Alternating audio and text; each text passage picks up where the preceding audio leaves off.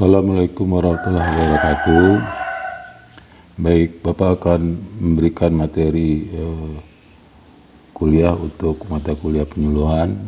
Mungkin sebagai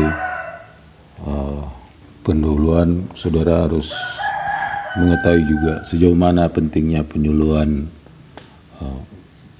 khususnya penyuluhan pertanian di bidang pembangunan pertanian di Indonesia. Kegiatan penyuluhan ini merupakan ujung tombak untuk kemajuan pembangunan pertanian, yaitu kegiatan yang mempertemukan antara penemu teknologi dengan pemakai, dalam hal ini petani, pemakai teknologi tersebut. Oleh karena itu, tambah adanya kegiatan penyuluhan, maka kemampuan petani dalam menyerap teknologi atau menerima teknologi atau inovasi tersebut relatif lambat. Tapi dengan adanya kegiatan penyuluhan, kemampuan petani dalam mengadopsi inovasi atau teknologi tersebut relatif cepat. Kenapa demikian?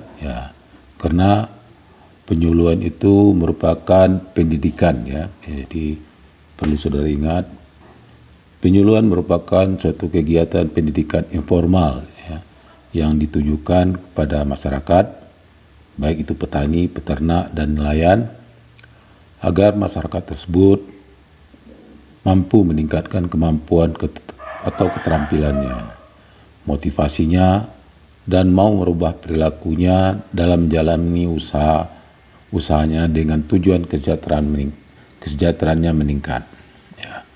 Jadi petani, peternak, dan nelayan harus merubah perilakunya dari tradisional agraris ke perilaku modern industrial.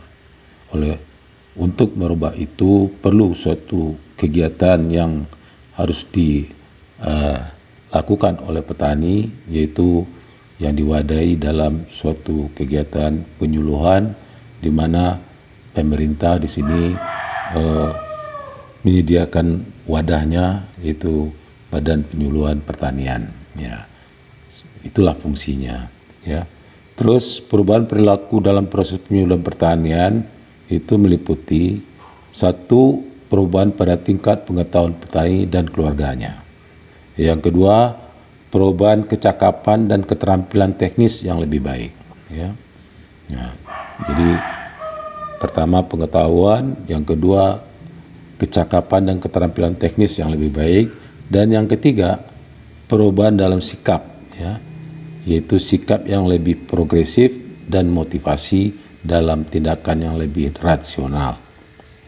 Jadi saudara perhatikan ketika tujuan atau sasaran dari program penyuluhan ini sama dengan program pendidikan formal yang saudara alami, seperti saudara sedang kuliah sekarang ini, juga sasaran tujuannya yaitu sama, satu, untuk meningkatkan pengetahuan saudara, yang kedua merubah kecakapan dan keterampilan teknis yang lebih baik buat saudara, dan yang ketiga merubah sikap, jadi yang lebih progresif dan motivasi dalam tindakan yang lebih rasional.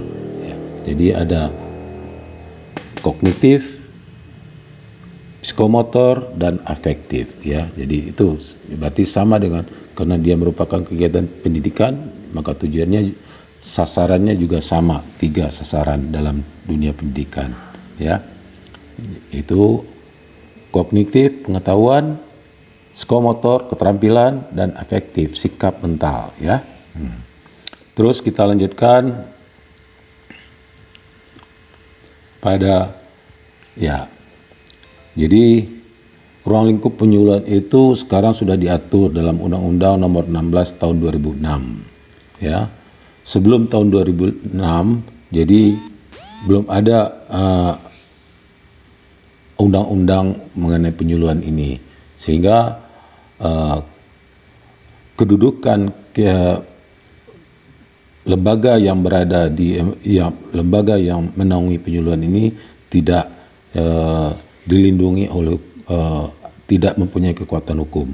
Oleh karena itu pada tahun 2006 lahirlah Undang-Undang Nomor 16 tahun 2006 sehingga lembaga yang menyangkut bidang penyuluhan itu mempunyai kekuatan hukum dan tidak bisa diotak-atik lagi. Ya, karena pernah terjadi di Indonesia ya tahun semenjak reformasi 98 sampai tahun 2005 2006 sampai lahirnya undang-undang ini, lembaga penyuluhan khususnya di bidang pertanian di Indonesia ini bergabung ke instansi yang bernaung di bawah Pemda, sehingga kerja lembaga penyuluhan ini tidak fokus lagi dan tidak targetnya banyak yang tidak tercapai, sehingga tujuan dari penyuluhan tidak tercapai dan akibatnya juga pembangunan pertanian pada era 98 sampai 2006 ini juga terganggu. Oleh karena itu pemerintah menganggap penting bahwa lembaga ini harus dilindungi secara hukum, maka dibuatlah Undang-Undang Nomor 16 ini. Ya, nah, apa bunyi undang-undang itu? Ya, ruang lingkupnya. Ya, disebutkan bahwa penyuluh adalah perorangan warga negara Indonesia yang melakukan kegiatan penyuluhan di bidang pertanian, baik itu merupakan penyuluh PNS, swasta maupun swadaya. Ya, jadi tugas pokok penyuluh adalah menyiapkan, melaksanakan, mengembangkan, mengevaluasi dan melaporkan kegiatan penyuluhan pertanian ya sesuai dengan lembaga di mana dia bekerja.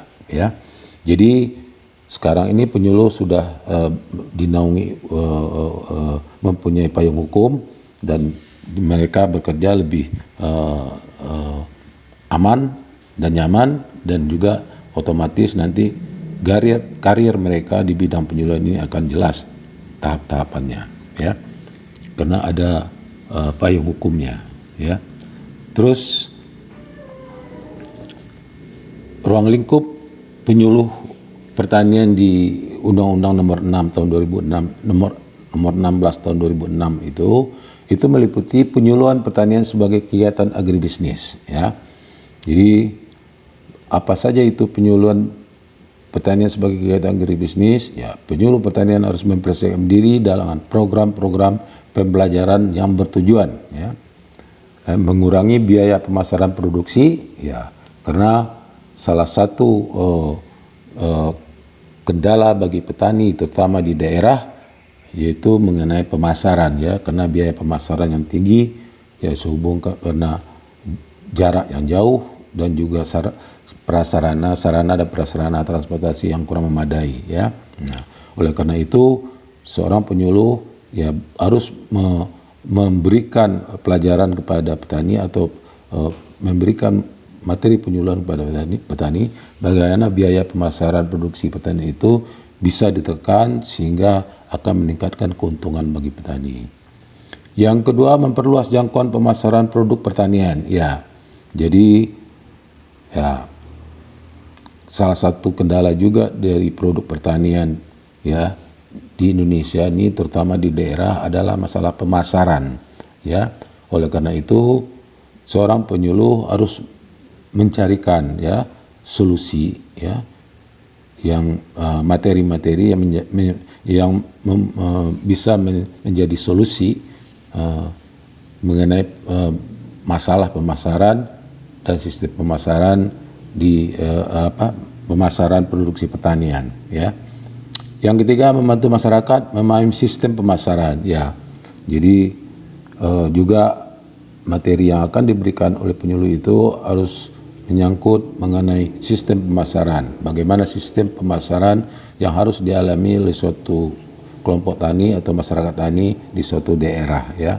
Jadi agar tujuan utamanya bagaimana menekan biaya pemasaran ini sehingga, ya, pemasaran itu efektif dan akan menimbulkan dampak meningkatnya pendapatan yang diterima oleh petani, ya. Terus berikutnya adalah agar pendidikan penyuluhan pertanian lebih efektif, program penyuluhan pertanian haruslah memenuhi persyaratan antara lain, ya.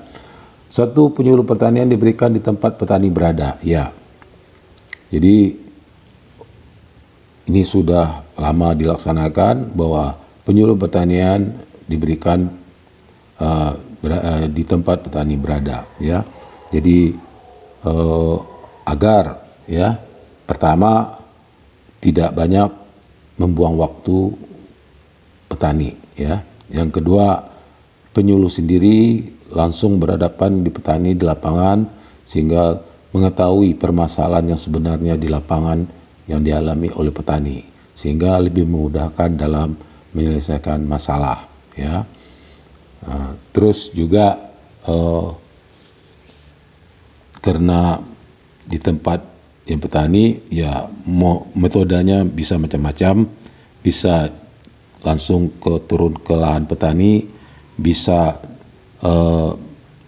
melakukan kelompok, yaitu pertemuan di suatu tempat yang biasanya dilakukan di pondok atau saung meeting petani. Ya, biasanya satu areal pertanian itu kelompok tani tersebut membuat pondok, ya, rumah dangau. Terus itu biasanya kalau di Jawa Barat namanya saung meeting, di mana tempat petani istirahat dan juga tempat petani mengadakan diskusi atau pertemuan sesama mereka maupun dengan penyuluh. Ya. Terus materi penyuluhan petani itu bersifat khusus sesuai dengan perhatian dan kebutuhan petani. Ya, jadi materi penyuluhan itu, ya, karena ini pendidikan informal, ya, maka materi penyuluhan itu harus sesuai dengan apa yang dibutuhkan oleh petani, ya, dan apa yang diinginkan oleh petani. Ya, jadi berdasarkan kebutuhan dan keinginan petani. Ya. Jadi sifatnya bottom up, ya, dari bawah ke atas, artinya dari petani ke penyuluh. Jadi pelaksanaannya itu harus didasarkan kepada apa yang dirasakan oleh atau yang dibutuhkan oleh petani. Terus ketiga, mempertimbangkan kenyataan petani itu orang dewasa. Ya, jadi di sini kita harus sadar betul bahwa petani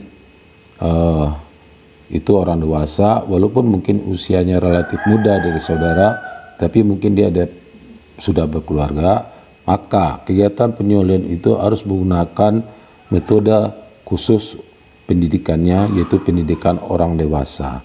Jadi sifatnya lebih banyak persuasif, ya, atau mengajak. Ya. Berbeda kalau dengan Bapak mengajar kuliah, itu lebih banyak sifatnya informatif dan instruktif. Ya. Kalau di penyuluhan itu lebih banyak dilakukan itu persuasif. Jadi kita sifatnya mengajak, ya, tidak boleh memaksa, ya, tidak boleh memerintah, ya, karena dia orang dewasa, mungkin secara umur dia lebih muda daripada saudara, tetapi ingat mungkin dia sudah berkeluarga, ya, sehingga itu apanya. Jadi ini dalam hal mempertimbangkan kehormatan orang-orang dewasa, ya. Jadi ini harus perlu perhatian khusus dari saudara kalau saudara jadi penyuluh, ya. Terus kegiatan penyuluhan pertanian dilaksanakan pada waktu para petani tidak terlalu sibuk. Ya, ini sehubungan dengan waktu tadi, ya, sama dengan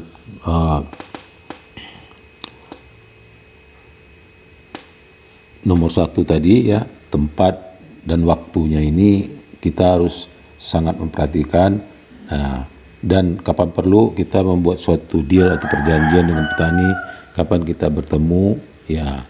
Kalau sifatnya anjang sana mungkin tidak begitu mengganggu kerja petani, karena saudara berkunjung ke setiap petani, ya, menemui petani perorangan di lapangan, menanyakan masalahnya apa keinginannya, ya.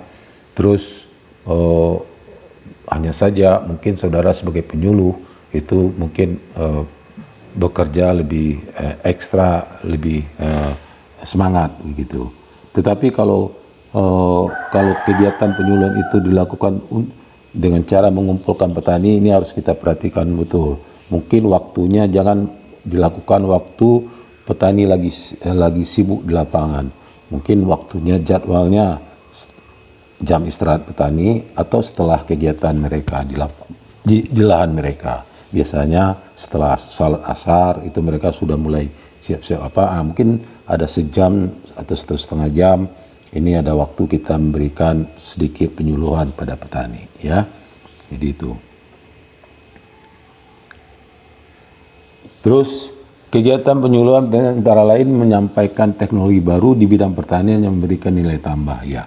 Jadi sifatnya penyuluhan itu memberikan sesuatu yang memberikan nilai tambah bagi petani. Jadi bisa itu teknologi baru, tapi yang harus diperhatikan sekali, teknologi baru ini tidak begitu senjang dengan teknologi yang telah diterapkan oleh petani.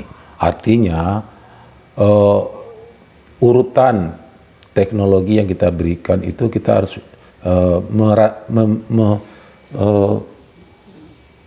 harus bisa mengukur apakah petani kita sudah mampu. Nah, itu. Karena kalau kemampuannya terlalu besar bedanya, mungkin perlu kita jadikan suatu kegiatan ya supaya petani pas kita memberikan teknologi yang sebenarnya ya dia sudah siap gitu, ya. Dan ini contoh yang paling ya saudara mungkin tidak belum lahir waktu itu, ya, karena ini kejadiannya pada zaman Pak Harto, Orde Baru, bagaimana Pak Harto membangun pembangunan pertanian khususnya di bidang padi sawah, ya. Jadi pada awalnya ya tahap pertama ya program dari penyuluhan ini adalah BIMAS, bimbingan massal, ya. Jadi di situ petani diajak bekerja bersama, dikenalkan di sana pertama menggunakan bibit benih unggul dulu, diajak, terus penggunaan pupuk, ya. Jadi pupuk itu pengguna pupuk urea TSP KCL, ya. Kalau dulu TSP, kalau sekarang SP36, itu mulai dikenal petani sawah itu semenjak sekitar tahun 1969, ya. Mulai dikenalkan. Memang yang namanya petani itu untuk mengadopsi suatu teknologi dia tidak serta-merta terbuka gitu, cenderung lebih tertutup atau menolak. Disitulah peran penyuluh, bagaimana mendekati secara persuasif petani itu mau menerapkan, ya. Jadi awalnya program BIMAS, ya. Setelah BIMAS berhasil, petani sudah mau menerapkan pupuk, ya, berimbang, sudah menggunakan pupuk dulu, terus menggunakan benih unggul, ya kan. Terus mulai beralih programnya, ya kan, kepada INSUS. Ini khusus padi ini, ya, INSUS, intensifikasi khusus. Mulai petani diajak tanam harus serentak. Kalau musim sekarang benihnya harus ini. Terus mulai diajarkan mengenai pupuk berimbang, ya kan. Terus INSUS ini ada paket-paketnya lagi, ya. Akhirnya tahun 80-an, 84, ya, itu mulai dikenalkan Supra INSUS, ya. Tahun 80-an, ya, tahun 80-an mulai dikenalkan Supra INSUS. Jadi dari BIMAS ke INSUS itu berapa tahun itu? 69 sampai 84. Jadi 80-an. Jadi ada sekitar 12 tahun, ya, program itu diansur-ansur. Jadi nggak serta-merta mendadak begitu, ya. Jadi pada tahun 82 mulai dikenalkan Supra INSUS, 81, itulah pada saat Supra INSUS berhasil, ya, sukses. Tahun 84 Indonesia pertama kali dan hanya sekali itu mendapat mampu, ya, swasembada beras di Indonesia tahun 84, ya. Itu diakui oleh WHO, ya. Jadi keberhasilan dari BIMAS, INSUS sampai kepada Supra INSUS sampai Indonesia swasembada beras tahun 84, ya. Di saat itulah kita eh, tidak pernah mengimpor beras dari luar negeri. Sebelumnya selalu mengimpor dan sekarang masih mengimpor dari luar negeri. Kenapa? Ya, karena peningkatan produksi beras tidak bisa mengiringi pertambahan kecepatan pertumbuhan penduduk. Ya, jadi sampai sekarang kita tetap mengimpor beras. Ya, dan itu yang program ini yang akan dicanangkan oleh pemerintah sekarang ini, ya, dengan untuk sawah-sawah yang khusus untuk padi ini beras, untuk sawah-sawah yang irigasi semi teknis dan teknis dan topografi datar itu diusahakan menanam padi 4 kali setahun, ya. Dan itu sudah diterapkan di Pantura sudah 2 tahun kalau nggak salah, dan di daerah Sumatera Barat sebetulnya sudah diterapkan juga di daerah Lubuk Alung, ya.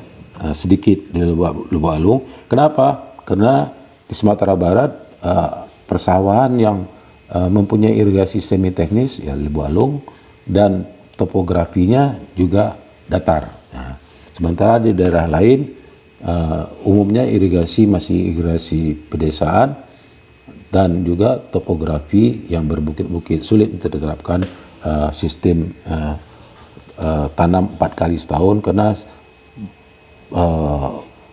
sistem tanam 4 kali setahun ini, ya, berarti kita menggunakan tenaga mekanis, ya, mesin, ya, tanam menggunakan mesin, panen menggunakan mesin, dan juga pembibitan tidak di lahan lagi, sudah ada alat sarana pembibitan, ya. Jadi itu apanya. Terus memberikan kesempatan petani untuk segera mencoba metode-metode, ya, metode-metode yang dianjurkan. Jadi dalam penyuluhan itu, kalau seandainya materi yang kita berikan itu merupakan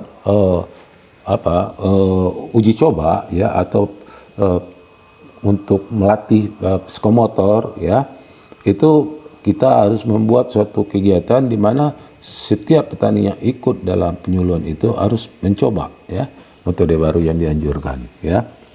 Nah, terus di situ biasanya nanti ada bantuan dari pemerintah, ya, agar lebih merangsang, ya, motivasi petani untuk ingin mencoba, ya.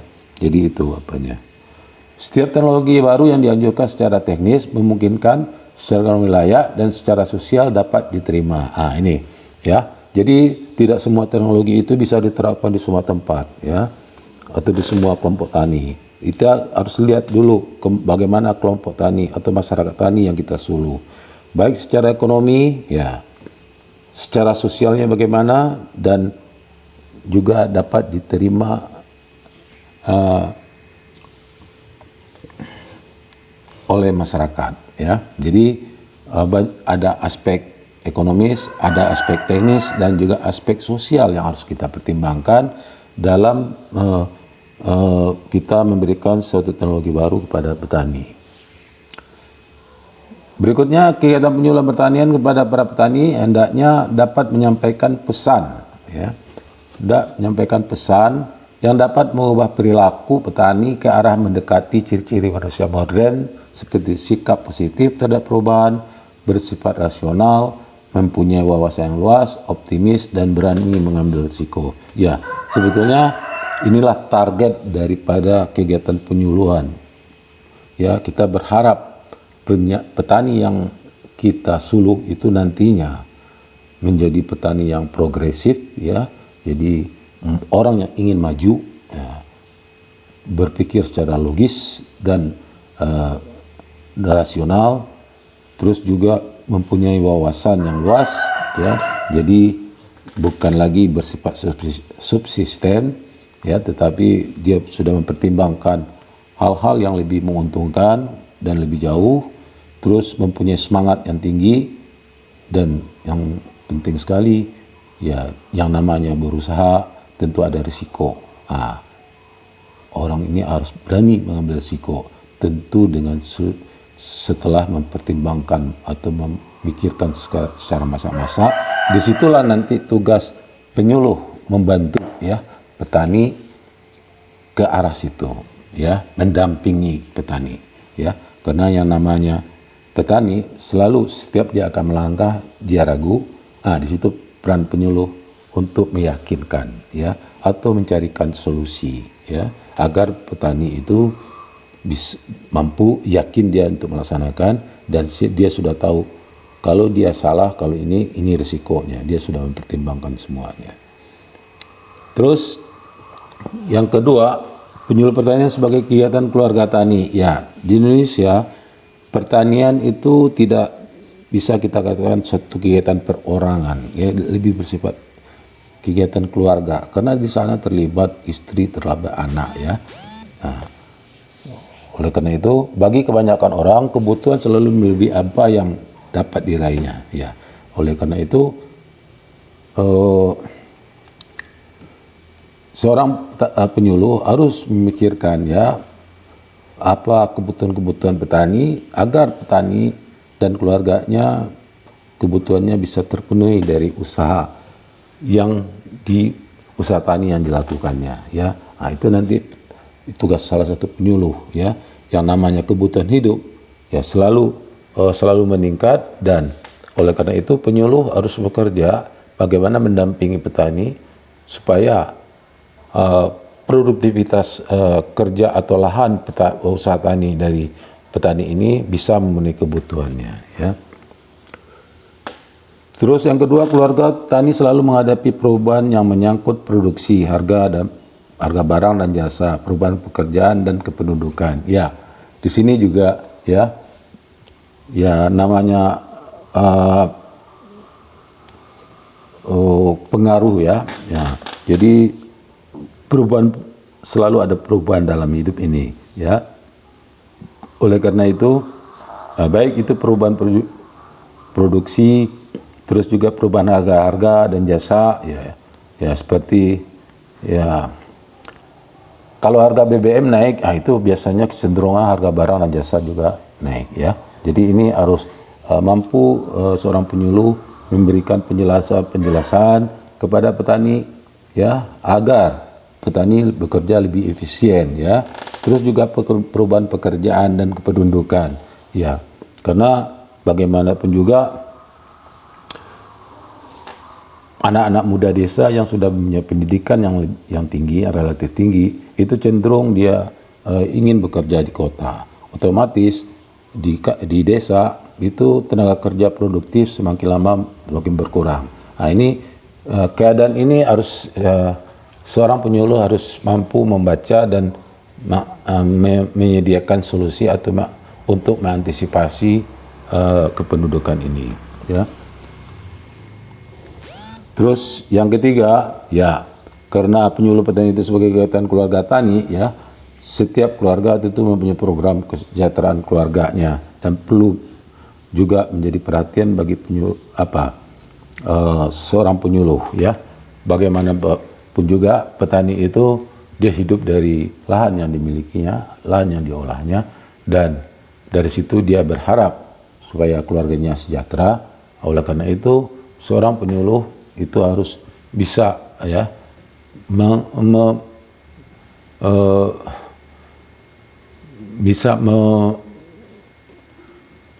mencarikan solusi, ya, terhadap keinginan-keinginan yang akan muncul, ya, dari petani untuk mensejahterakan keluarganya. Ketiga, penyuluhan pertanian sebagai bagian dari pembangunan masyarakat, ya, karena petani itu adalah bagian dari masyarakat. Oleh karena itu, penyuluh pertanian itu sebetulnya adalah bagian dari pembangunan masyarakat. Justru di Indonesia, kalau kita ambil data, 60% dari penduduk Indonesia itu sampai sekarang masih bergerak di bidang pertanian. Artinya, kalau seandainya yang 60% ini disentuh oleh penyuluhan pertanian, berarti penyuluhan pertanian malah justru memegang peranan penting dalam pembangunan masyarakat, ya, karena sebagian besar Indonesia adalah yang bergerak di bidang pertanian, ya. Masyarakat dapat diperbaiki dan dikembangkan sumber dayanya. Untuk mengembangkan sumber daya mereka dengan baik, penyuluh pertanian akan berhadapan dengan 3 jenis sumber daya, ya. Ya, ada sumber daya yang penting untuk diketahui, ya.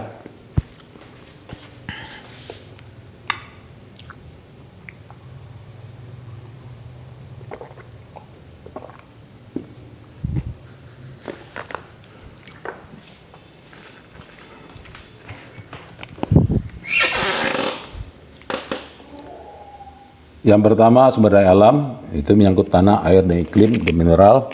Nah, ini seorang penyuluh harus mampu menjelaskan bagaimana pentingnya sumber daya alam ini untuk kehidupan, terutama untuk bidang pertanian, ya, agar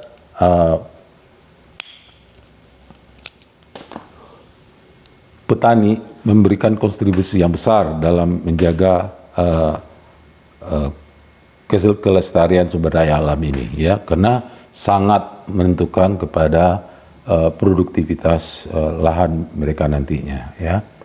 Terus sumber daya manusia, ya, petani itu sekaligus juga manusia. Nah, masyarakat dengan sikapnya, keterampilan dan bakatnya, ya. Jadi dalam ini meningkatkan kemampuan dari petani, ya, baik sikap, keterampilan, bakatnya, ya, itu otomatis harus dilakukan agar pembangunan ini betul-betul bisa lebih cepat. Terus kelembagaan, ya, kelembagaan, ya.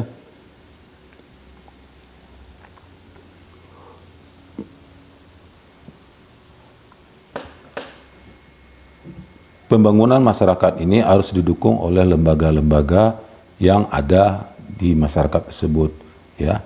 Lembaga-lembaga inilah yang akan mempercepat pembangunan masyarakat. Dan seperti sekolah, tempat ibadah, pasar, instansi pemerintah, dan organisasi masyarakat lainnya yang memenuhi kepentingan masyarakat, ya. Jadi dengan adanya kelembagaan ini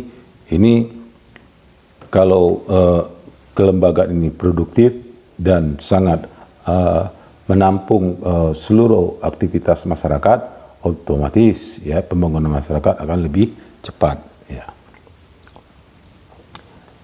4. Penyuluhan pertanian sebagai upaya berkelanjutan, ya.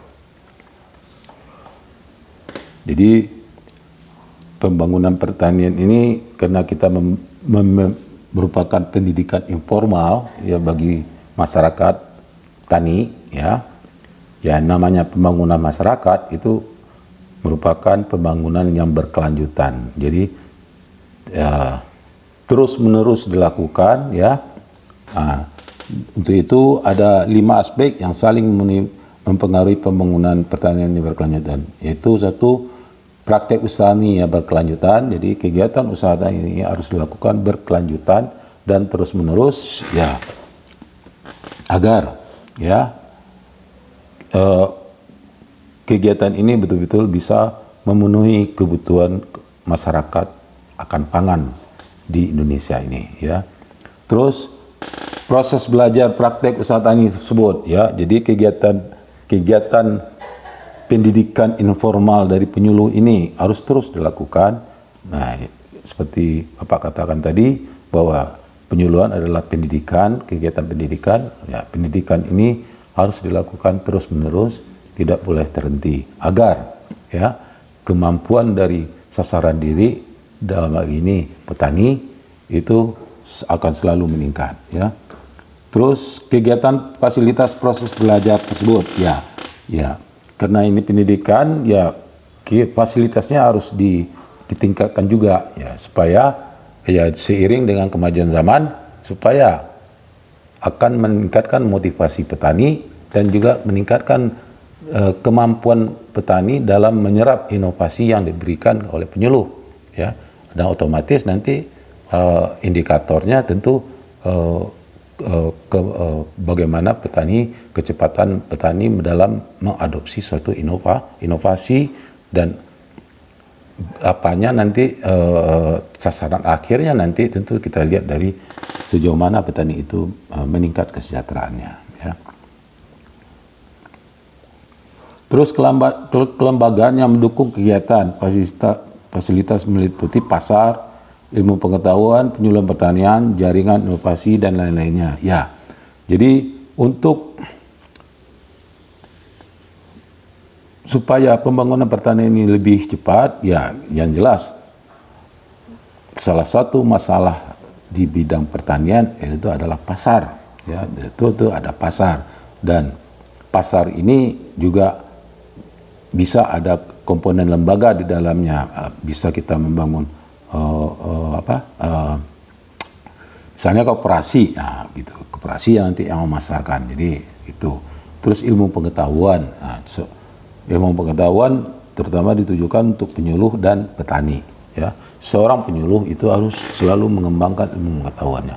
Oleh karena itu, seorang penyuluh harus selalu mendapatkan pelatihan-pelatihan tambahan yang rutin, ya, yang agar penyuluh mampu dan siap mendampingi petani untuk menyongsong pembangunan, ya.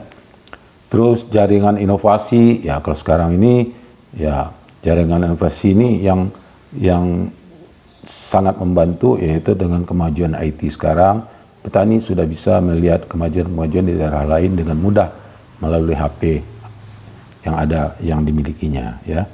Jadi begitu juga melihat pasar, dia juga bisa membentuk jaringan pasar gitu, jaringan itu dengan melalui kemajuan IT sekarang, ya. Terus berikutnya kerangka kebijakan yang menunjang berupa peraturan dan subsidi, ya. Bagaimanapun juga petani kita itu salah satu kelemahannya adalah di bidang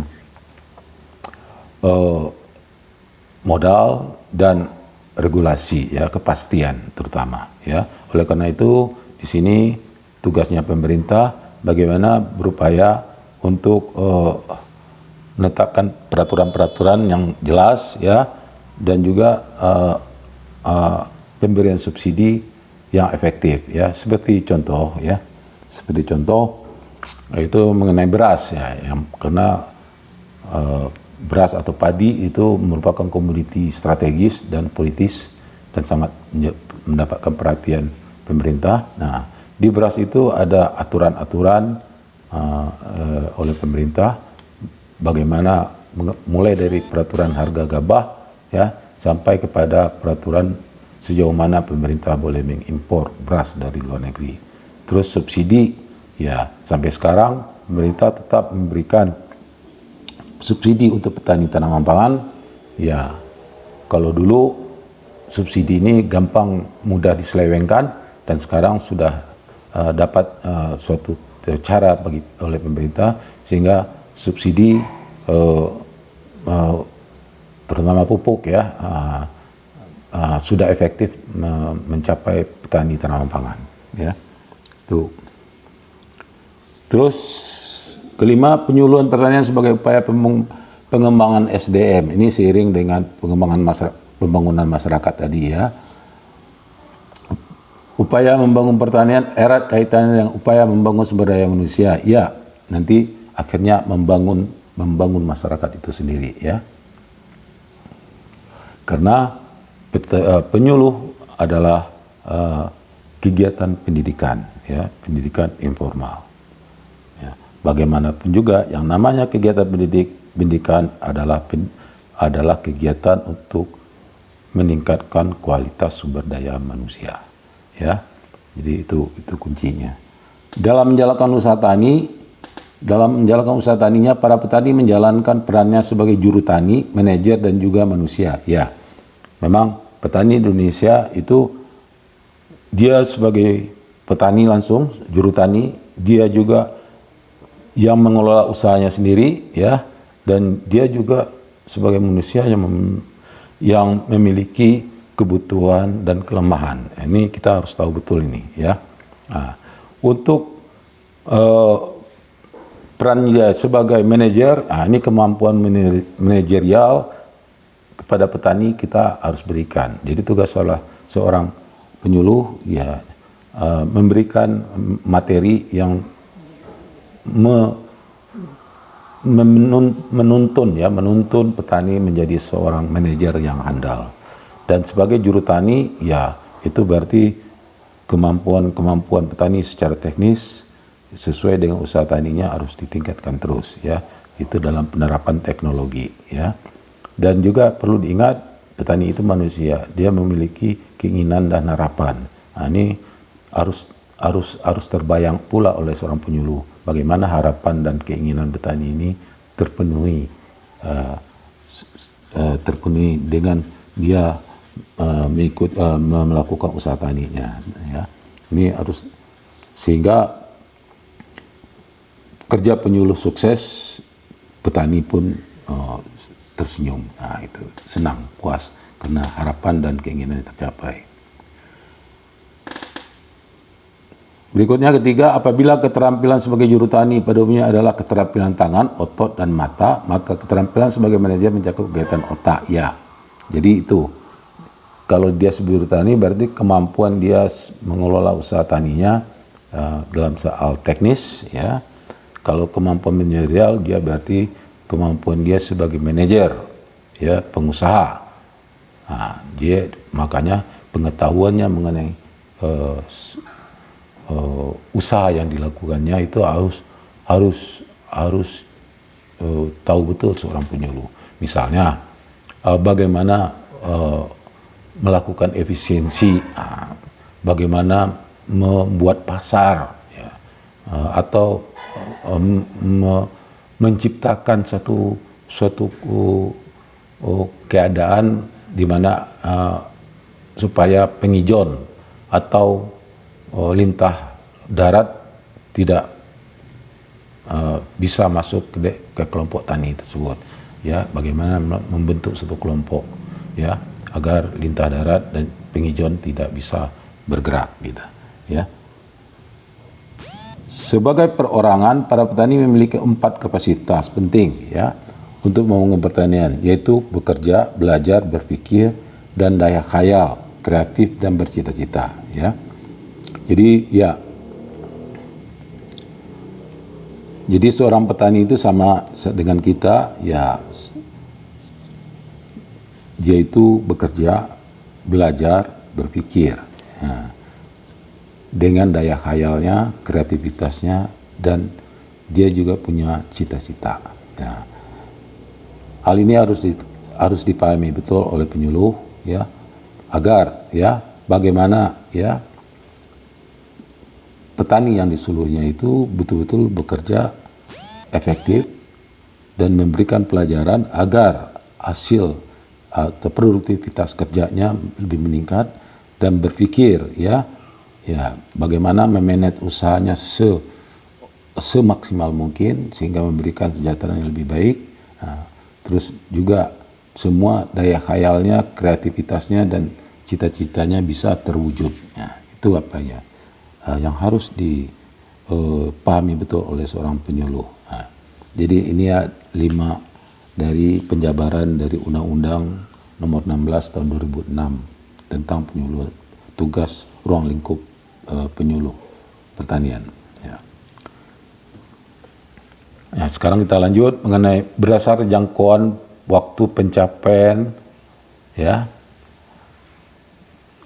Tujuan dari penyuluh pertanian itu dapat dibagi, pertama tujuan jangka panjang ya, atau aim, tercapai dalam kurun waktu yang biasanya ditetapkan itu 25 tahun ya. Jadi tujuan jangka panjang sama dengan repelita kita dulu, rencana pembangunan 5 tahun di Indonesia ini itu kalau repelita itu 25 tahun. Pelita itu turunan dari repelita 55 tahun ya. Jadi itu. Terus jangka pendek, kalau di penyuluhan kedua tujuan jangka pendek atau objektif. Tujuan jangka pendek merupakan penjabaran dari tujuan jangka panjang. Ya, sama dengan repelita dan pelita ya. Jadi tujuan jangka panjang itu 25 tahun, terus 25 tahun dibagi masing-masing jangka pendek itu 5 tahun. Nanti yang jangka pendek ini dibagi lagi 5 setiap tahun. Nah, itu yang namanya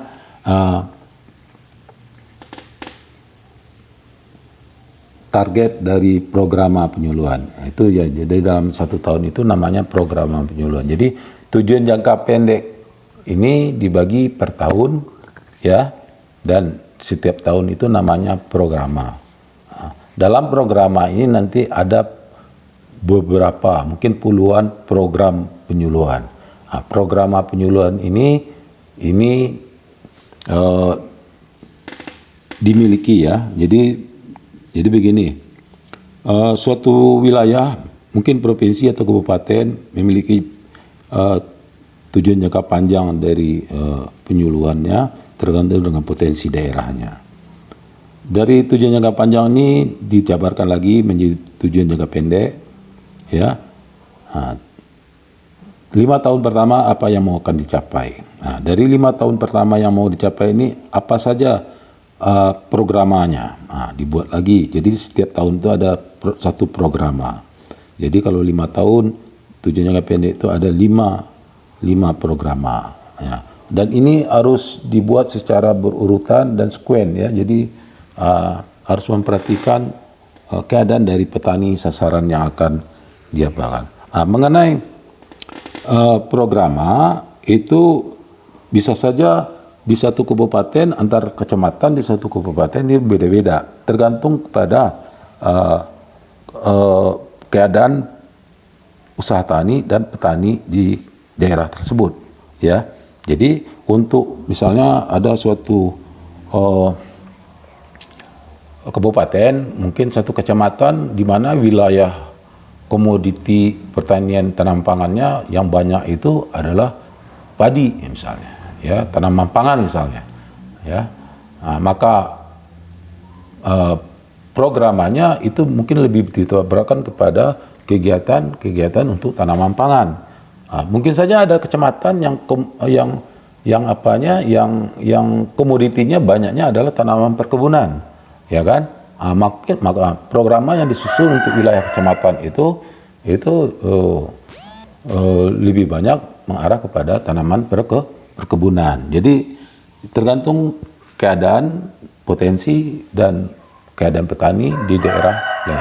Jadi yang program ini sudah disusun per kantor-kantor kecamatan atau BPP ya, Badan Penyuluhan Pertanian ya, kantor BPP. Nah, kalau jangka pendek itu masih di bawah dinas kabupaten atau kota ya. Nah, jadi itu dari program ini ya, kemudian dijabarkan lagi menjadi kegiatan penyuluhan atau rencana program penyuluhan ya. Nah, jadi ini dari program itu disusunlah kegiatan 1 tahun. Mungkin ada puluhan kegiatan ya, tergantung bisa jadi berdasarkan komoditi, bisa juga berdasarkan keadaan petani ya. Jadi ini banyak pertimbangannya. Yang tahu adalah nanti yang lebih menguasai adalah penyuluh ya, karena seorang penyuluh itu biasanya mempunyai wilayah kerja ya, wilayah kerja penyuluh pertanian ya, WKPP ya. Nah, seorang penyuluh itu biasanya sangat mengenal siapa petaninya, bagaimana kemampuan petaninya, dan apa komoditi yang ada di sana, dan bagaimana rencana-rencana yang akan disusun, yang akan dilaksanakan oleh kelompok tani yang ada di wilayah kerja penyuluh pertanian itu. Nah, itulah tugas penyuluh, ya kan? Jadi bagaimana program kerja dari dinas berjalan dan harapan petani tercapai. Jadi itulah fungsi nantinya ke depan. Sementara itu tujuan penyuluhan itu mempunyai kriteria ya. Nah, kriteria itu SMART ya. SMART itu singkatan dari spesifik ya. Jadi S spesifik. Jadi tujuan dari penyuluhan itu harus bersifat khas ya, atau khusus yang bersifat lokalitas. Nah, seperti Bapak katakan tadi, ada mungkin satu kecamatan yang khusus mengenai karena wilayahnya itu yang dominan adalah padi, misalnya padi sawah. Mungkin lebih khas di sana itu adalah mengenai kegiatannya mengenai kegiatan penyuluhan menyangkut padi sawah, ya. Jadi itu. Yang kedua measurable, ya. Dapat diukur capainya. Jadi setiap penyuluh itu dalam programnya itu harus dijelaskan apa yang akan dicapai dari kegiatannya, ya. Jadi akan dicapai ini ya sama dengan di pendidikan juga begitu. Misalnya yang mau akan dicapai itu petani mampu menerapkan, jadi mampu menerapkan atau petani sudah menerapkan dalam tempo jangka waktu tertentu, ya. Yang kedua realistis, ya, tidak mengada-ada, ya. Jadi kegiatan penyuluhan itu seperti Bapak katakan tadi harus bertahap, ya, tidak bisa melompat-lompat, tidak boleh ngada-ngada. Jadi harus bertahap, kita lihat kemampuan sosial, ekonomi dan kemampuan teknis dari petani, ya. Kita tidak bisa memberikan suatu inovasi yang kemampuan tuntutan teknisnya terlalu tinggi. Jadi harus bertahap, ya, agar si petani mampu melaksanakan secara baik, ya. Jadi tujuan dari dari kegiatan penyuluhan itu bukan harapan keinginan-keinginan penyuluh, tetapi harus berdasarkan keadaan dari petani, keinginan petani dan juga kebutuhan petani, ya. Jadi harus begitu, harus realistis. Terus time frame, ya, jadi harus mempunyai batas waktu, ya. Jadi tujuan penyuluhan itu harus kita batasi, ya. Misalnya kita memberikan suatu inovasi kepada petani dalam tempo sebulan, ya. Kita latih atau kegiatannya. Terus kita harus beri waktu, misalnya dalam tempo tahun ini petani sudah menerapkan, ya, menerapkan inovasi yang kita berikan. Nah, di situ juga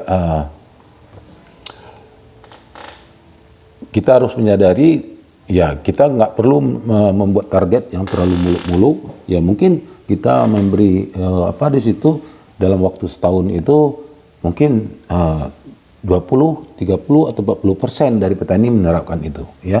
Karena perlu diingat bahwa kegiatan penyuluh ini pendidikan orang dewasa, tidak bisa dipaksakan, dan jadi kita sifatnya mengajak. Makanya filosofi dari penyuluhan ini adalah olive flag, ya. Ada 2-3 orang yang menerapkan inovasi itu, jangan kecewa, ya. Kenapa? Karena biasanya petani itu dia yang banyak itu, ya, dia menunggu, melihat dulu temannya berhasil nggak. Kalau temannya berhasil, baru nanti ikut sebagian lagi. Yang sebagian lagi menunggu lagi, yang teman yang baru ikut berhasil nggak. Kalau sudah berhasil, ikut. Jadi itu keadaan petani kita, ya. Nanti ada klasifikasinya itu menurut Morse, ya. Nanti ada materinya Bapak jelaskan. Jadi jangan, kalau saudara sebagai penyuluh, kalau nanti dalam menerapkan memberikan suatu inovasi, ya, dalam kegiatan penyuluhan saudara kepada petani, ternyata petani yang menerapkan 1 atau 2 orang, jangan kecewa, ya, jangan kecewa. Kenapa? Ya, memang begitu keadaan masyarakat tani kita, bukan masyarakat tani Indonesia saja, hampir di seluruh dunia, di negara-negara berkembang kayak gitu, ya. Jadi mereka menunggu untuk melihat keadaan yang berhasil dulu. Yang penting yang menerapkan yang pertama ini, menerapkan inovasi yang pertama ini, mungkin 1 atau 2 orang, ini perlu kita dampingi secara intensif, ya, agar keberhasilannya terlihat nyata oleh petani yang lain. Karena hasil yang terlihat nyata oleh petani lain itu akan menimbulkan animo bagi petani itu untuk mencoba pula. Jadi petani yang lain yang melihat ini, kalau dia melihat tingkat berhasilnya tinggi, baru dia ingin tahu apa lagi. Mungkin nggak seluruhnya langsung begitu mungkin yang punya animo yang kedua ini 40-50%. Ya kita dampingi terus sampai nanti akhirnya sebagian besar petani itu mengadopsi, ya. Jadi itu apanya. Terus juga kita dalam merumuskan tujuan ini kita harus memperhatikan, ya, hal-hal yang harus kita perhatikan, yaitu pertama audien, yaitu sasaran kita, petani kita, ya. Kita harus memperhatikan sasaran kita. Yang apa yang harus kita perhatikannya? Ya, yang pertama mengenai kebutuhannya, yang kedua harapannya, yang ketiga kemampuannya, baik kemampuan secara teknis, ekonomis, dan keempat adalah sosial masyarakat. Apakah sesuai atau tidak? Ya, jadi itu kita harus kita perhatikan. Dan biasanya seorang penyuluh yang sudah sering ke lapangan, hal ini dia tidak terlalu sulit untuk menilai mengenai kelayak sasarannya, ya. Yang kedua behavior, ya, perubahan perilaku yang dikehendaki, ya. Jadi tujuan itu harus kita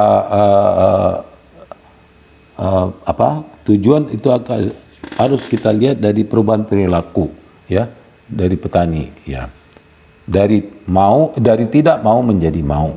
Itu satu indikasi, ya. Suatu indikator, ya. Mungkin yang mau itu 2 orang baru, jangan kecewa. Ini sama dengan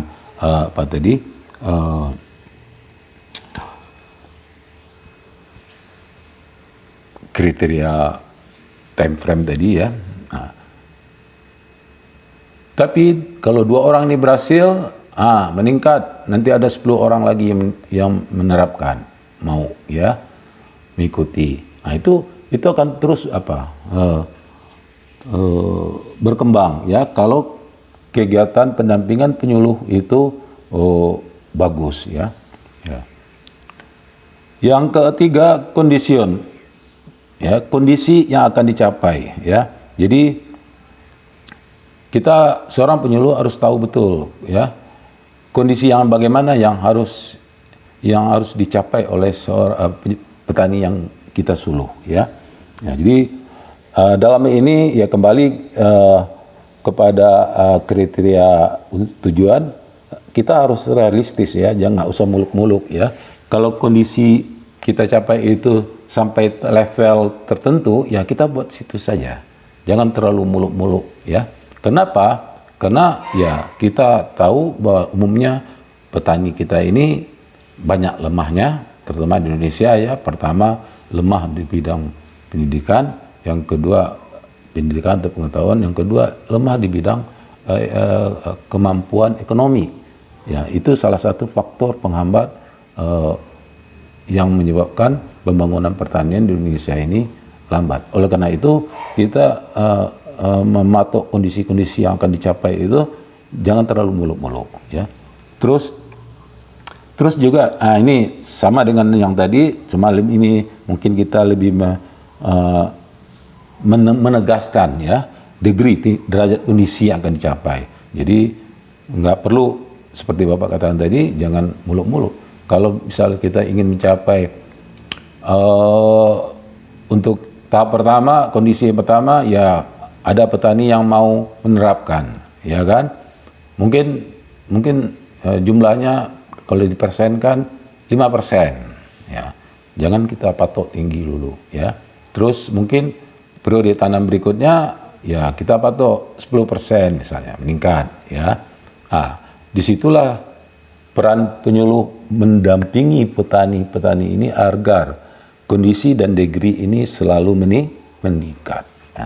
Sampai nanti mencapai tingkat yang diharapkan, ya. Jadi itu apanya. Kita lanjutkan, yaitu mengenai inovasi, ya. Jadi apa yang diberikan oleh penyuluh kepada petani itu disebut inovasi.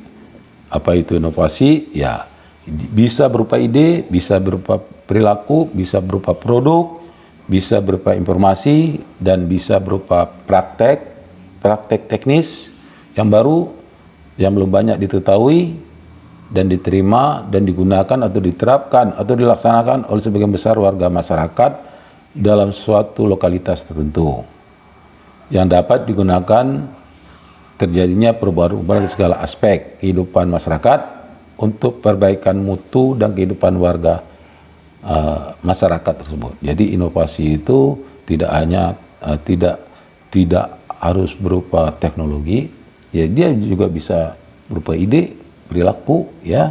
Yang penting dia itu inovasi tersebut bisa menyebabkan terjadinya perubahan ke arah yang positif, ya, untuk kehidupan masyarakat, terutama masyarakat petani, ya. Terus apa itu syarat-syarat pesan atau inovasi yang baik? Yaitu pertama, pesan haruslah menyangkut hal yang mudah dipahami oleh sasaran. Nah, ini harus hal yang mudah.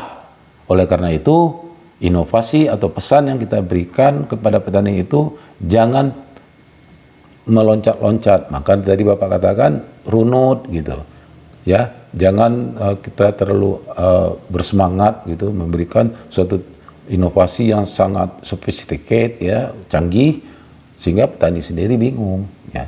Beransur-ansur seperti Bapak contohkan tadi, mulai dari Bimas, Insus paket A, paket B, paket C, Supra Insus, gitu. Jadi bertahap, ya.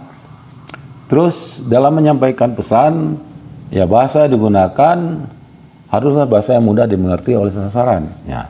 Oleh karena itu kadang-kadang suatu daerah ada masyarakatnya yang bahasa Indonesia aja sulit dia mengerti, ya kan?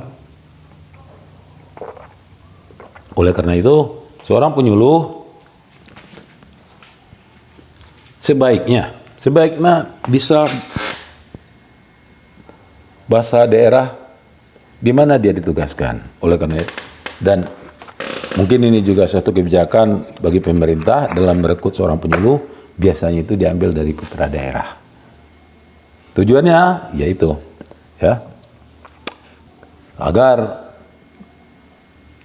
tidak ada hambatan dalam berkomunikasi antara penyuluh dengan petani, dan juga ada pertimbangan sosial budaya, ya. Nah, oleh karena itulah pemerintah daerah biasanya menerima tenaga penyuluh ini agak spesifik dan lebih mengutamakan, ya, putra daerah, ya. Itu tujuannya, ya.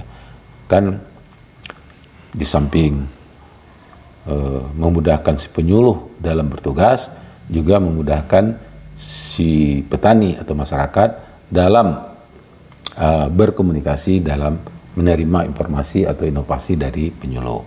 Terus dalam pergaulan juga begitu.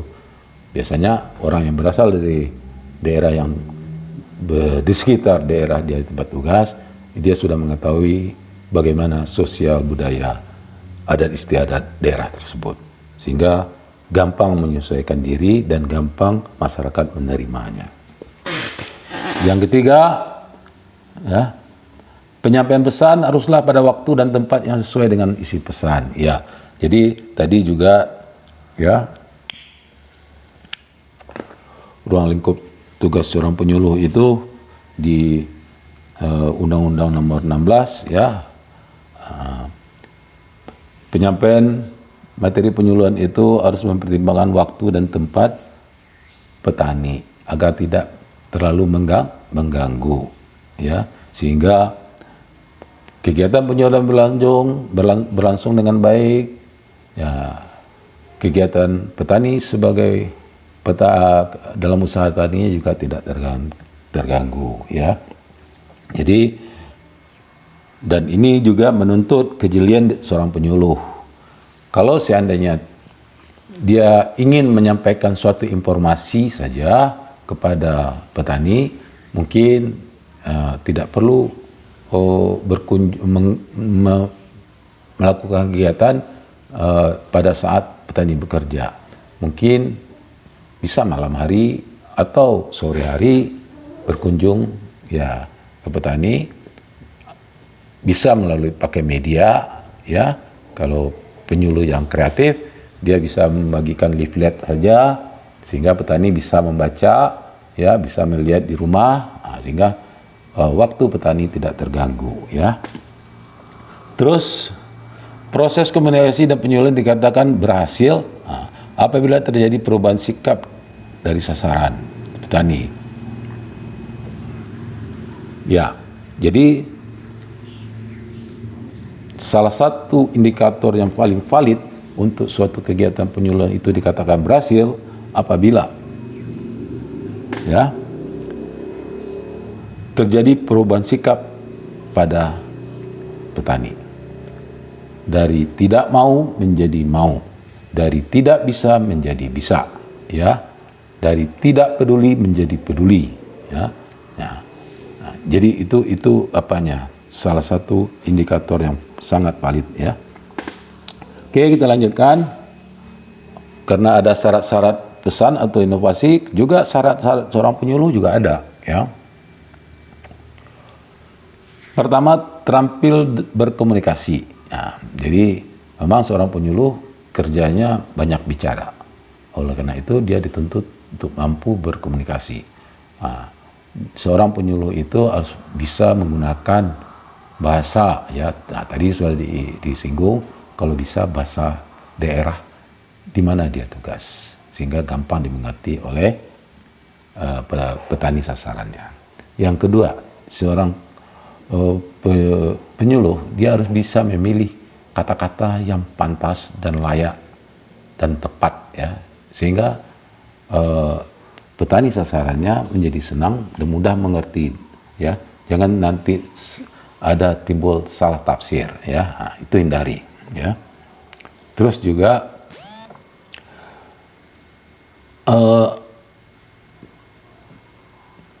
seorang penyuluh kalau bisa, ya, kalau bisa itu dalam berkomunikasi itu santai, tapi keseriusan tidak lupa gitu. Jadi harus bisa bagaimana pesan itu supaya lebih lengket, mungkin disampaikan ada jok-joknya, ada istilah-istilah yang apa misalnya, yang gampang diingat oleh petani, ya, mungkin berupa singkatan dibuat oleh penyuluh, sehingga petani gampang mengingatnya, ya. Jadi jangan terpaku dengan yang formal-formal, ya, yang terlalu formal lah gitu, ya. Jadi mungkin ada singkatan, istilah-istilah gitu, singkatan terutama yang apa di daerah di mana dia tugas, bisa dipakai, ya dipakai gitu, sehingga petani gampang mengingat, ya. Nah, itu apanya. Yang kedua, dapat menggunakan bahasa yang mudah dipahami. Ya, ini sehubungan dengan bahasa daerah tadi, ya. Juga istilah-istilah yang Bapak maksud tadi, ya. Jadi bagaimana kita memilih kata, memilih apa,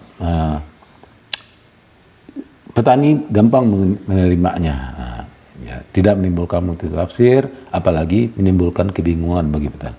Dan mungkin di sini Bapak tegaskan, ya, hindari pemakaian istilah-istilah asing. Kita harus maklum dengan keadaan petani kita, ya. Kita harus paham betul. Jadi hindari. Kalau ada istilah asing, kita berusaha untuk mentranslate, untuk menerjemahkan ke dalam bahasa daerah, ya. Jadi sehingga lebih memudahkan bagi petani, ya, untuk memahaminya. Yang ketiga, bersikap baik, ya. Selalu itu harus diperhatikan, sekalipun meskipun tahu bahwa dia tidak disukai. Jadi itu hal yang biasa, ya, apabila kita turun ke menjadi berhadapan dengan masyarakat, dan sekian banyak masyarakat yang menyukai kita, mungkin ada 1-2 orang yang tidak suka, ya kan? Mungkin atas pertimbangan apa kita nggak tahu. Tapi yang penting kita tidak boleh memberikan reaksi negatif pada orang tersebut. Kita bereaksi positif saja, selalu bersikap baik pada semua orang, ya kan? Ya, kita satu saja harapan kita, mudah-mudahan yang kurang menyukai kita itu mungkin ada 1-2 orang lama-lama menjadi suka, itu saja. Dan Dan jangan sekali-sekali kita melakukan kontra yang kontra negatif, ya. Kontra yang menimbulkan hal yang negatif, ya. Keempat, memahami nilai-nilai sosial budaya yang berlaku pada suatu masyarakat. Ya, ini yang Bapak katakan tadi, ya, seorang penyuluh itu ya sebaiknya putra daerah. Ya, kenapa? Karena di samping kemampuan dia berkomunikasi dengan bahasa yang lebih mudah dimengerti oleh petani sasarannya, juga dia sudah tahu sosial budaya yang berlaku di masyarakat itu, sehingga lebih mudah diterima oleh masyarakat tersebut, ya. Dan kecil kemungkinan untuk terjadinya salah salah perilaku dari penyuluh dalam pergaulannya, ya. Ya, misalnya ada larangan-larangan atau pantangan-pantangan yang berlaku pada suatu masyarakat. Nah, karena penyuluh sudah mengetahui itu, dia nggak paham betul dengan larang itu, dia bisa menghindarinya, ya. Tapi kalau penyuluhnya dari luar daerah yang jauh, ya kan, dia tidak tahu, kemungkinan penyuluh itu akan melanggar larangan tersebut, ya kan. Nah, itu apanya, ya. Yang apanya. Oke, kita lanjutkan. Nah, ini tahapan adopsi inovasi. Nah, ini yang Bapak katakan, ya. Seorang penyuluh dalam menjalankan penyuluhannya, dia harus tahu betul nih tahapan adopsi yang harus terjadi, yang dialami oleh petani sasarannya dalam menanggapi inovasi yang harus diberikannya, ya. Jadi ada 5 tahapan. Sebetulnya tahapan ini sangat manusiawi sekali. Bapak yakin saudara ini mengalami setiap hari, ya, cuma mungkin tidak memperhatikan, ya. Yang pertama, awareness, yaitu sasaran mulai sadar tentang adanya inovasi yang ditawarkan penyuluh. Nah, jadi di sini petani menyadari ada inovasi baru. Nah, ya, awareness. Yang kedua, interest, tertarik, ya. Setelah dia menyadari, ya, tumbuhnya minat yang senang ditandai oleh keinginan untuk bertanya, ya, mulai untuk mengetahui lebih lanjut menyangkut mengenai inovasi yang ditawarkan penyuluh, ya. Nah, kalau petani sudah banyak bertanya, berarti ini menunjukkan bahwa petani sasaran kita mulai tertarik ini, ya kan? Nah, kalau sudah mulai tertarik, kita harus bisa menjelaskan sedetail mungkin agar tingkat ketertarikan ini berlanjut kepada evaluation, ya, itu evaluasi, ya, di mana petani sudah mulai mikir-mikir, ya, terhadap inovasi yang disampaikan oleh penyuluh, baik buruknya, kemampuannya, segala aspeknya, semuanya dipertimbangkan oleh petani, ya. Ya. Setelah evaluasi, jadi itu terjadi dalam diri petani, mungkin ada sebagian dari petani yang kita suluh mulai mencoba trial, ya. Trial ini dalam skala kecil, ya, untuk lebih meyakinkan penilaiannya sebelum menerapkan atau skala yang lebih luas. Jadi coba sedikit, ya. Kalau dia lihat berhasil, ya mungkin masuk ke tahap berikutnya, tahap adoption, ya, mengadopsi, menerima, ya. Tetapi kalau pada trial tidak temukan harapan dan keinginan petani, ya mungkin ada kegagalan-kegagalan, maka mungkin inovasi itu akan ditolak. Oleh karena itu, mulai dari interest sampai kepada trial ini perlu kerja keras seorang penyuluh untuk mendampingi ya petaninya agar adoption itu terjadi dengan baik, nah, gitu ya. Nah, mungkin saja yang melakukan trial itu 2-3 orang petani dari kelompok tani atau petani yang saudara suluh. Nggak jadi masalah, jangan kecil hati, karena memang begitu seperti Bapak katakan tadi. Ya, cuma saudara harus, seorang penyuluh harus mendampingi secara intensif petani yang mencoba ini sehingga berhasil. Setelah berhasil masuk ke adoption, ini didampingi terus supaya dalam proses skala besar itu tetap berhasil, karena ini keberhasilan di tingkat adoption ini nanti yang akan memotivasi petani lainnya yang selama ini menonton saja, melihat dulu atau menunggu, untuk berani dia menerapkan di lahannya. Jadi agar kondisi dan degree dari pencapaian tujuan itu meningkat. Itulah di tingkat adoption ini perlu mulai dari nomor tingkat interest sampai adoption ini harus kita seorang penyuluh harus mendampingi seintensif mungkin ya, dan mungkin di sini dituntut seorang penyuluh itu harus mungkin ya belajar lebih banyak gitu mengenai inovasi yang telah disampaikannya, supaya apa di tingkat adoption dan trial dan adoption ini berlanjut terus nih sampai akhirnya sebagian besar petani yang disuluhnya menerapkan teknologi yang disampaikan tadi ya. Mungkin dalam tempo sekian lama ya, mungkin untuk jangka setahun tahun pertama barangkali kita menargetkan mungkin 20% aja dari petani yang memanfaatkan. Tahun kedua meningkat jadi 60% misalnya. Mungkin di tahun ketiga baru mendekati angka 90% gitu ya. Jadi proses penyuluhan ini memang begitu terjadinya seperti tetesan minyak di atas kertas.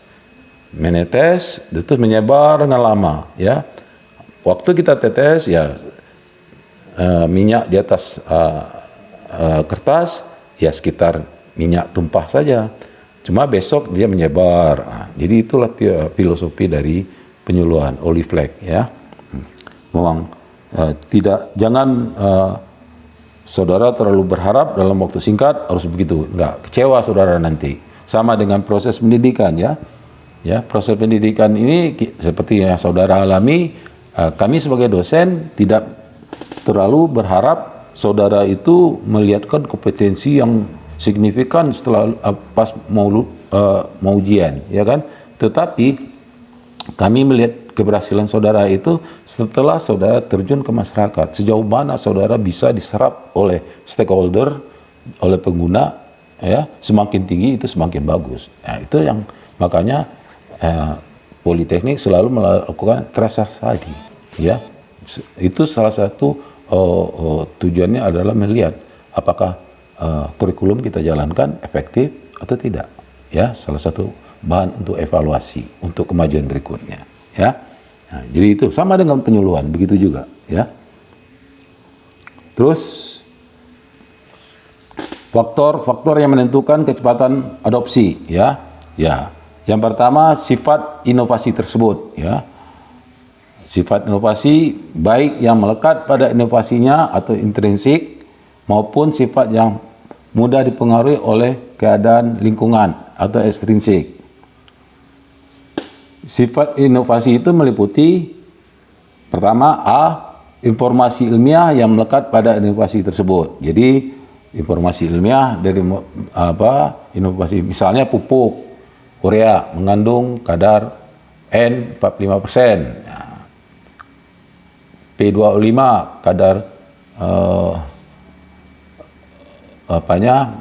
fosfatnya berapa, 30%. Nah, itu informasinya, informasi ilmiahnya, ya. Jadi setiap 1 kilo pupuk Urea itu berarti kandungan N-nya 4,5 on, ya. Nah, jadi itu artinya. Jadi kalau kita tanam padi membutuhkan N sekian, tinggal kita mengkalibrasi. Yang B, keunggulan teknis, ya, ekonomis, sosial budaya, inovasi tersebut, ya. Jadi keunggulan teknisnya sejauh mana inovasi itu lebih mudah, ya, digunakan, diterapkan. Keunggulan ekonomis sejauh mana inovasi itu lebih menguntungkan atau bisa saja untung secara apa enggak, tetapi menghemat biaya, ya, efisien, efisiensinya. Jadi ekonomis ini bisa menguntungkan, bisa juga efisiensi. Terus sosial budaya, ya, sosial budaya maksud itu sejauh mana inovasi itu tidak mengganggu keadaan sosial budaya masyarakat. Misalnya, akibat penggunaan teknologi tersebut menyebabkan penggunaan tenaga kerja berkurang sangat drastis. Ini mengganggu kehidupan,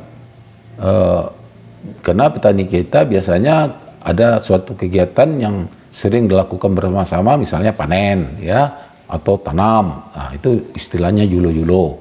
Nah, ini harus kita pertimbangkan, ya. Jangan langsung kita memberikan suatu inovasi yang menghilangkan itu, harus beransur-ansur, ya. Jadi ini contohnya, ya. Atau sesuatu yang dilarang oleh agama misalnya, ya kan, misalnya bahan yang bisa mengandung yang tidak dibolehkan oleh suatu agama misalnya, ya, misalnya ada kandungan yang diharamkan, itu misalnya, ya. Terus tingkat kerumitannya, ya, kompleksitas inovasi itu, ya. Jadi apakah inovasi itu semakin mudah digunakan atau semakin rumit? Nah, kalau semakin rumit biasanya ada penolakan dari petani. Oleh karena itu inovasi itu cenderung bagaimana kegiatan yang dilakukan oleh petani lebih mudah dilakukan, ya. Terus mudah tidaknya dikomunikasikan inovasi tersebut, ya. Mudah tidaknya, ya. Ini sangat berperan, sangat membutuhkan peran penyuluh, ya. Bagaimana kalau inovasi itu mungkin kalau kita jelaskan dengan bahasa-bahasa baku rumit jadinya. Tetapi kalau kita robah bahasanya menjadi bahasa harian petani, oleh karena itu seorang penyuluh harus mempunyai kemampuan itu, ya. Sehingga mudah tidaknya inovasi dikomunikasikan itu bisa diatasi. Mudah tidaknya inovasi itu dicobakan, trialability, ya. Ya. Jadi hampir sama dengan kerumitan. Jadi inovasi yang kita sampaikan itu harus mudah dicobakan, ya. Sehingga petani melihat suatu keunggulan langsung gitu. Itu akan memotivasi untuk petani untuk mengadopsi inovasi tersebut. Terus mudah tidaknya inovasi itu diamati, ya,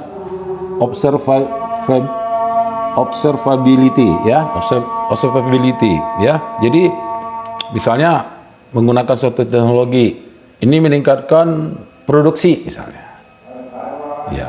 Misalnya penggunaan suatu bahan pupuk misal itu meningkatkan produksi. Pas di uji cobakan, didemplotkan, itu harus betul-betul melihatkan yang kita di demplot itu kita buat 2 demplot membandingkan yang tanpa teknologi dengan teknologi, dan yang teknologi ini harus memperlihatkan betul-betul memperlihatkan suatu peningkatan yang signifikan yang bisa diamati oleh petani. Sedangkan sifat ekstrinsik inovasi meliputi kesesuaian atau compatibility dengan lingkungan, ya. Jadi baik fisik, sosial budaya, dan kemampuan ekonomi masyarakat, ya. Seperti Bapak katakan tadi, tanam 4 kali padi, ya, 4 kali setahun, untuk daerah kita Sumatera Barat sebagian besar mungkin compatibility-nya nggak cocok.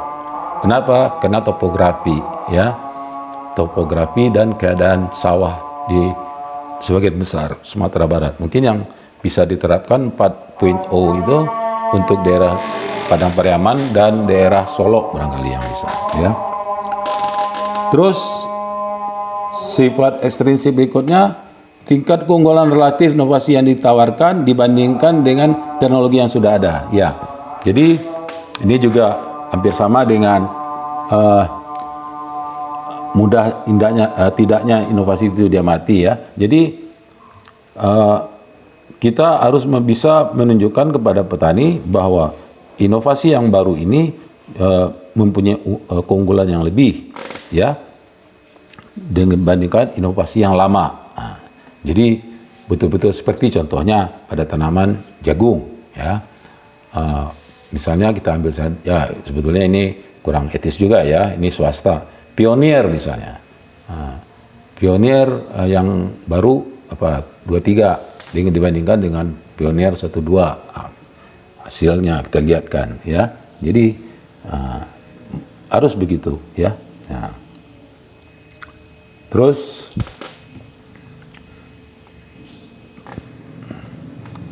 yang kedua, cepat lambatnya inovasi itu diadopsi yang adalah sifat sasarannya. Nah, ini yang Bapak katakan tadi, ada peneliti Rogers yang telah meneliti keadaan masyarakat petani di negara berkembang, di mana ada kelompok masyarakat yang berdasarkan kecepatan mengadopsi inovasi, ya, yaitu pertama kelompok perintis atau inovator, yang kedua kelompok pelopor early adopter, ya.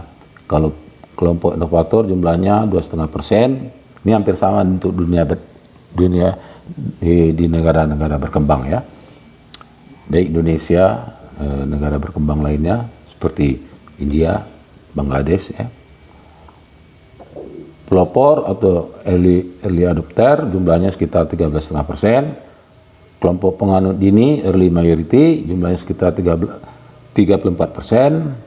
Kelompok penganut lambat late majority jumlahnya sekitar 13,5%. Dan kelompok orang-orang kolot atau lagat jumlahnya sekitar 2,5%. Jadi kalau yang mana yang jadi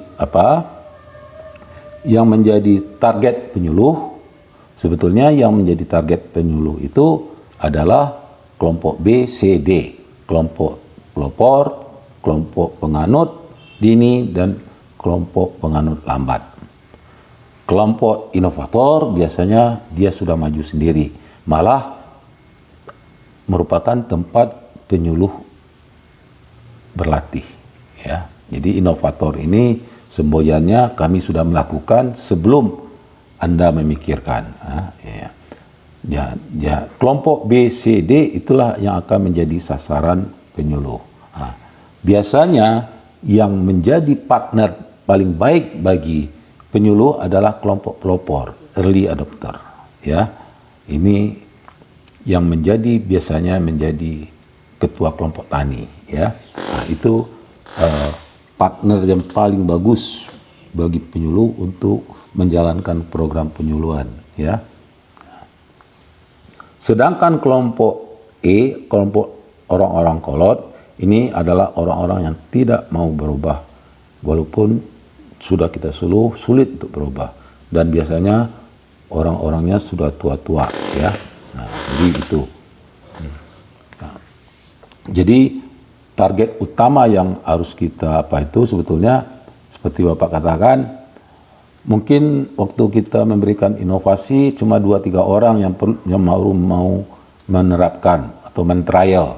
Nah, mungkin ini yang biasanya yang mencoba itu kelompok pelopor, ya, kelompok pelopor kita biarkan saja, kita dampingi dengan baik, berhasil, baru nanti kelompok penganut dini ini yang banyak 34%, tertarik, ya, termotivasi karena melihat keberhasilan kelompok pelopor, ikut pula.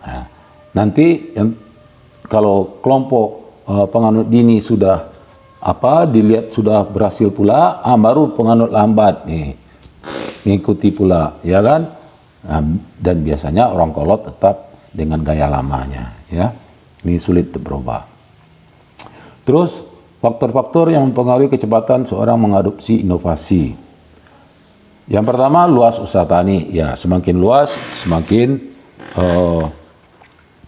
cepat dia mengadopsi. Kenapa? Ini menyangkut kemampuan ekonomi, ya, kemampuan ekonomi. Biasanya orang mempunyai luas usaha tani yang luas, itu kemampuan ekonominya lebih kuat, ya. Yang kedua, tingkat pendapatan, ya, sehubungan dengan 1 dan 2 itu berhubungan. Biasanya luas usaha tani luas, tingkat pendapatan juga besar. Yang ketiga, keberanian mengambil risiko. Ya, keberanian risiko ada pengaruh ekonomi. Orang yang mempunyai pendapatan lebih besar biasanya lebih berani mengambil risiko, dan juga umur. Orang relatif umur lebih muda itu keberanian mengambil risiko lebih tinggi daripada orang yang berumur lebih tua, ya. Nah, ini nomor 4, umur, ya. Umur biasanya di atas 50 tahun itu makin lambat mengadopsi inovasi. Ya, itu memang sudah kodrat manusia, ya. Jadi nggak perlu kita apa. Makanya orang lagar itu biasanya udah tua, ya. Nah. Terus tingkat partisipasi dalam kelompok, ya, di luar lingkungannya. Ya, semakin banyak orang itu berhubungan dengan orang luar di lingkungannya, atau istilahnya kosmopolit, maka biasanya orang lebih cepat mengadopsi suatu inovasi, ya. Terus aktivitas mencari informasi atau ide. Nah, ini sama, hampir sama, ya. Orang yang kosmopolit itu mencari informasi di mana saja, kemana saja, ya, dia selalu mencari informasi atau ide, itu biasanya lebih cepat mengadopsi. Terus sumber informasi yang dimanfaatkan, ya. Oleh karena itu, peran penyuluh di sini sangat penting. Karena penyuluh, ya, karena dia selalu mendampingi petani, otomatis penyuluh merupakan salah satu sumber informasi yang sangat dimanfaatkan oleh petani. Nah, oleh karena itu, seorang penyuluh harus tahu betul ini, ya kan, mengenai perannya untuk kemajuan pembangunan pertanian, ya. Jadi itu apanya. Terus ini diagram dari pembagian kelompok tadi. Terus kita lanjut mengenai bagaimana membuat program penyuluhan, ya. Program penyuluhan itu adalah materi penyuluhan yang akan disampaikan kepada petani, ya. Jadi kalau program ini dikumpul dalam 1 tahun itu namanya programa, ya. Jadi satu programa itu mungkin banyak program, mungkin puluhan, ya. Setiap kegiatan penyuluhan yang disampaikan oleh petani itu namanya program. Program penyuluhan, ya, rencana kegiatan lembaga penyuluhan yang akan diberikan kepada masyarakat sasaran selama 1 tahun, ya. Itu programa, ya. Jadi programa itu sudah milik BPP biasanya, ya. Program milik PPL lagi, ya. Itu dipegang oleh PPL. Jadi tahapan penyuluhan suatu program penyuluhan, ya. 1, penetapan topik, ya. Nah, penetapan topik atau materi, ya. Biasanya topik programa itu sudah ada dari programa yang ada di tingkat BPP, ya. Jadi yang ada di programa itu berdasarkan informasi tahun sebelumnya atau waktu sebelumnya dari PPL, setiap PPL. Apa-apa kebutuhan dan harapan keinginan petani untuk kemajuan pertanian di wilayah kerja penyuluh tersebut. Jadi artinya sumber pertamanya itu bottom up dari petani, ya. Cuma disusun tahun sebelumnya untuk tahun berikutnya. Kedua, menetapkan tujuan, ya. tujuan apa yang akan dicapai pada masyarakat sasaran atau petani, ya. Tujuan itu sama dengan tujuan pendidikan, adakah memberikan informasi atau inovasi kepada petani. Kedua, mengajak petani untuk menganalisa keuntungan penggunaan teknologi yang baru diterapkan. Nah, jadi sesuai dengan ruang lingkup kerja penyuluh pertanian berdasarkan Undang-Undang Nomor 16 Tahun 2006, ya. Kalau menyangkut informasi inovasi itu menyangkut kemampuan psikomotor dan mungkin sedikit kognitif. Keuntungan itu mungkin berarti menyangkut kemampuan kognitif. Meningkatkan keterampilan petani, ya mungkin itu menyangkut kegiatan psikomotor, ya. Terus berdasarkan tujuan, ya, kita menetapkan metode, ya.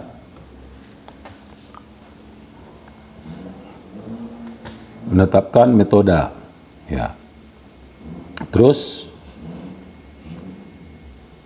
jadi kalau memberikan informasi inovasi baru, mungkin metode yang kita berikan itu cukup ceramah, ya. Tapi kalau mengajak petani untuk menganalisa keuntungan, berarti kita mencari hitung-hitungan, ya. Kalau meningkatkan keterampilan petani itu berarti kita melakukan demonstrasi. Terus yang berikutnya, alat dan bahan. Alat dan bahan yang kita gunakan tentu sesuai dengan metode yang kita pakai. Kalau cuma hanya ceramah, ya tentu sesuai dengan ceramah, ya mungkin tidak perlu apa. Tapi kalau melakukan analisa atau menghitung-hitung, tentu perlu kertas, perlu kalkulator, ya kan. Tapi kalau keterampilan, tentu perlu peralatan apa yang diperlukan untuk kegiatan keterampilan tersebut, ya. Yang penting dan alat dan bahan ini, ya, ini harus ada prosedur kerja. Alat apa, bahan apa, prosedur kerjanya bagaimana, sesuai dengan urutan kerjanya. Terus tempat pelaksanaan. Nah, tempat pelaksanaan ini juga mengacu kepada metode yang kita gunakan, ya. Apakah kalau kita menggunakan ceramah cuma mungkin di saung meeting bisa. Tetapi kalau kita melakukan tujuan kita melakukan hitung-hitungan, ya mungkin ini perlu sarana meja, ya, tempat duduk, ya. Nah, jadi semuanya nanti mengarah kepada tujuan, ya. Nah, begitu juga waktu pelaksanaan. Nah, ini harus disebutkan kapan harinya, tanggalnya, bulannya, ya, sesuai dengan kesepakatan dengan kelompok tani. Terus lama pelaksanaan, perkiraan waktu pelaksanaan, ya. Nah, ini harus kita kira-kira ini. Kalau ceramah mungkin kira-kira 1 jam atau 90 menit cukup. Kalau analisa mungkin perlu 3 jam, ya. Tapi kalau demonstrasi, nah ini perlu waktu lebih lama lagi dan mungkin ada pembagian-pembagian kelompok supaya efektif, ya kan. Nah, ini harus diperhitungkan semuanya sesuai dengan tujuan. Terus pelaksanaan atau narasumber. Ya. Kalau seandainya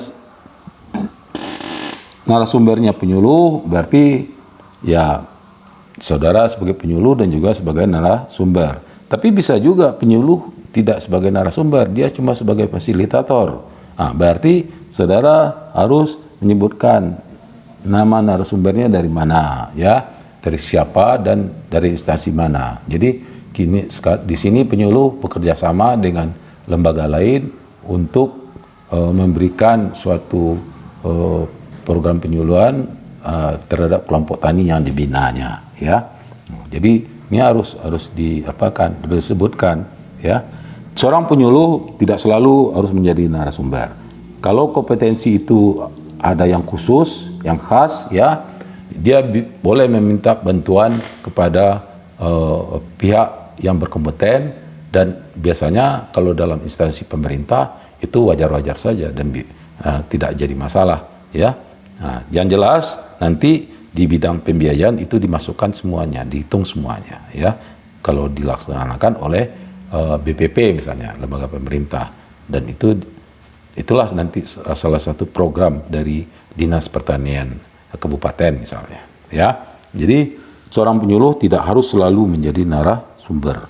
Nah, misalnya contohnya dalam suatu kegiatan penyuluhan perikanan darat, misalnya mengenai pemijahan,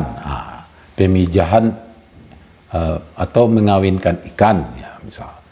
Nah, itu mungkin perlu kemampuan atau keahlian, kompetensi yang khusus dari seorang petani ikan. Enggak harus orang penyuluh, bisa saja penyuluh mengajak petani ikan yang ahli dalam perkawinan ikan, ya.